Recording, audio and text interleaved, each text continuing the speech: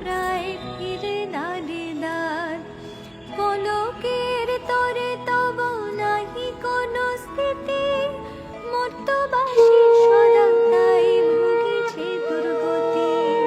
শতত কুক্রিয়া যত নর নারীগণ, অসহ্য যাতনা পায় দুর্ভিক্ষ ভীষণ। অন্নাভাবে শীর্ণকায় বলহীন দেহ, ক্ষুধা কষ্টে আত্মহত্যা করিতেছে কেহ। কহু প্রিয় প্রাণাধি পুত্র